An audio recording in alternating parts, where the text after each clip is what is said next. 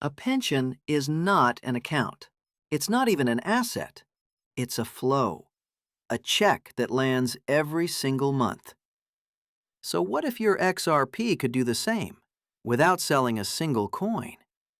Is that even possible? And if yes, how? Let's dive in. Here's the part most XRP holders miss.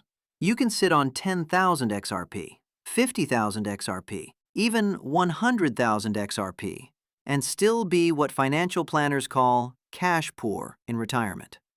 Because at 60, 65, 70 years old, the question is not, how much do I own? The question is, how much arrives in my account this month? A pension is a flow. Your XRP bag is a capital. Two completely different animals.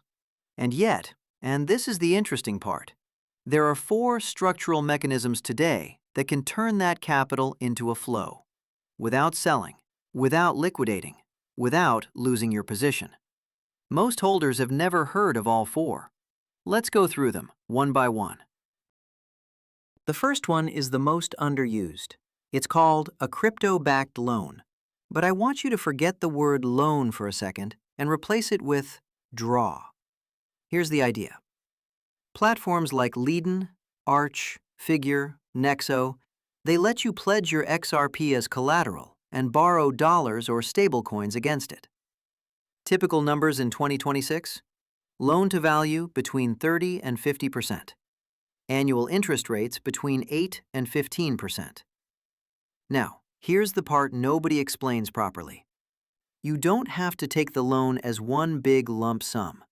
You can structure it as a progressive monthly draw. $5,000 in January, $5,000 in February, $5,000 in March. A pension-shaped flow, backed by an asset you never sold. And there's a tax angle worth knowing. According to IRS Notice 2014-21, borrowing against your crypto is not a taxable event. Selling is. Borrowing is not. So when you sell XRP, you trigger capital gains. When you borrow against XRP, you don't. That's a structural difference, not an opinion. Now, and this is critical, this mechanism has a real risk. It's called liquidation. If XRP drops sharply, say 50%, and your loan-to-value crosses the danger line, the platform can liquidate part of your collateral to protect itself. That's why people who use this seriously keep their LTV very low. Conservative, defensive. They treat the collateral buffer the way a pilot treats fuel reserves. Question for you in the comments. Would you ever consider borrowing against your XRP instead of selling it? I'm genuinely curious how this community thinks about that. Mechanism number 2 doesn't even touch your XRP directly. It uses Ripple's own stablecoin, RLUSD.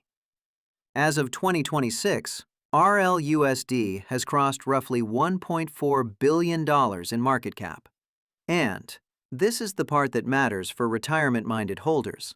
It's issued under a New York Department of Financial Services trust charter. That's not a small detail. NYDFS is one of the strictest financial regulators in the United States. So the setup looks like this.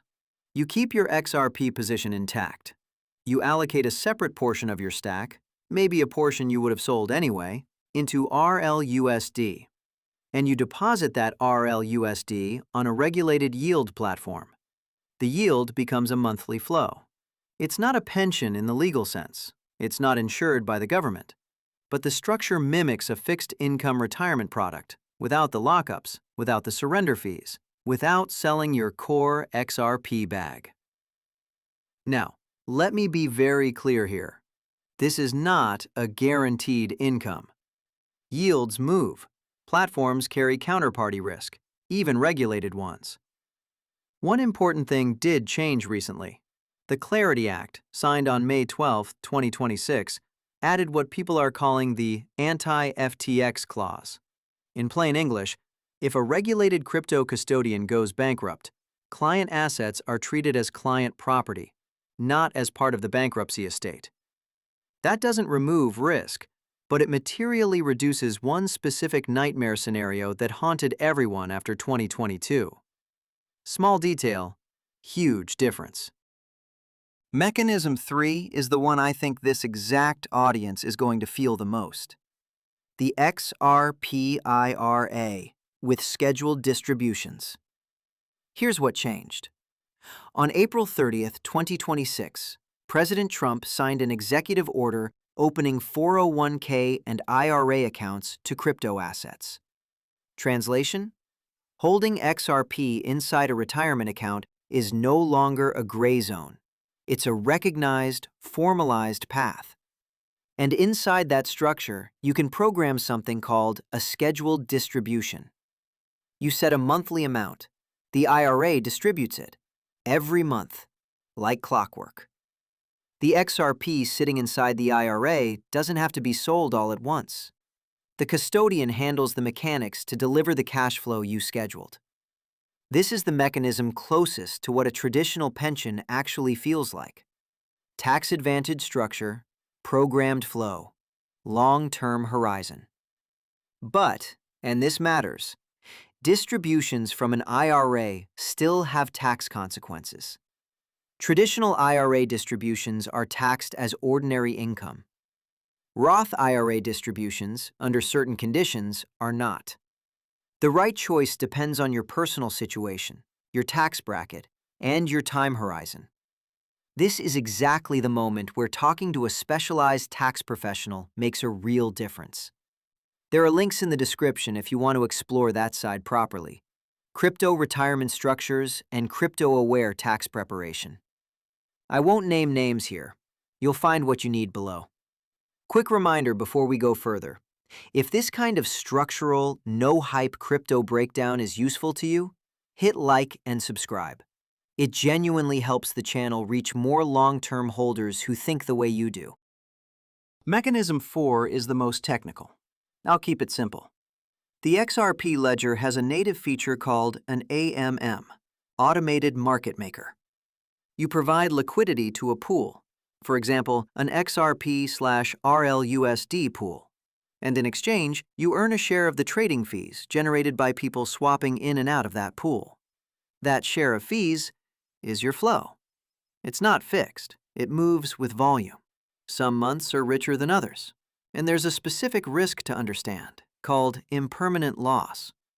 When the price of XRP moves a lot compared to the other asset in the pool, the value of your position can diverge from what you would have had by simply holding. This is why I called this one the conservative way. The way mature holders use it is by allocating only a small slice, not the core bag, just a piece, into pools that match assets they're comfortable holding both of. It's not a pension product. It's a yield mechanism that produces a monthly-ish flow when used carefully. Treat it as the smallest of the four mechanisms, not the largest. Now let's zoom out. Why does this entire conversation hit differently when you're 45, 55, 65? Because at 25, you can afford to sell some XRP, pay the tax, move on. You have decades to rebuild. At 55, the math changes. Every coin you sell today is a coin that can't compound for the next 10 or 15 years. Every taxable event reduces the base of what's supposed to carry you through retirement. That's why the without selling framing matters so much for this audience. It's not a slogan. It's a structural retirement principle. And there's a classic piece of research worth mentioning. The Trinity study, later refined by William Benjamin and Wade Pfau, which looks at sustainable withdrawal rates from a portfolio. The famous 4% rule comes from that work. The principle is simple. A retirement portfolio is not designed to be sold. It's designed to be drawn from, slowly, predictably, in a way that survives market cycles.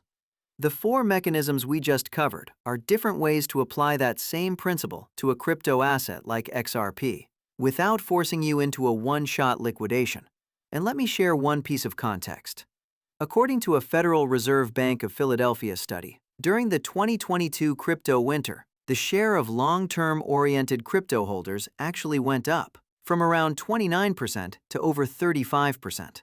The downturn didn't shake them out. It made them more long-term, not less. That's the mindset this entire video is built for. Let's be honest about the risks, because if I skip them, this video has no value. Risk 1. Liquidation. Crypto-backed loans can be liquidated if XRP drops sharply. Conservative LTV is the only real protection. Risk 2. Counterparty.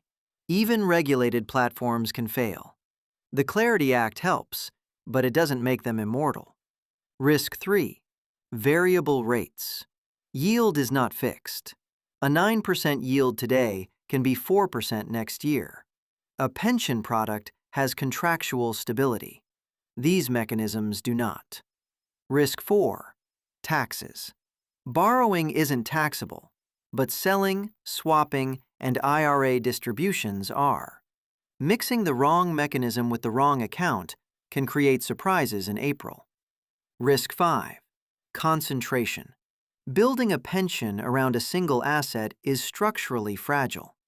Even the best XRP thesis doesn't replace diversification. None of this means don't do it. It means do it with both eyes open. There's a massive difference between those two things. Here's where I want to leave you. A pension is not something you buy, it's something you structure. Your XRP, by itself, is not a pension. It's capital, raw, volatile, full of potential. But with the 4 mechanisms we walked through, the progressive crypto-backed loan, the RLUSD yield on a regulated rail, the XRP IRA with scheduled distributions, and the conservative AMM allocation, that capital can start to behave like a flow, not guaranteed, not risk-free, not a substitute for a real, regulated pension product, but structurally possible. For the first time, at this level of clarity in 2026. Out of these 4 mechanisms, which one feels most realistic for your own situation? The loan as draw? The RLUSD yield? The XRP IRA? Or the AMM? Let's talk in the comments.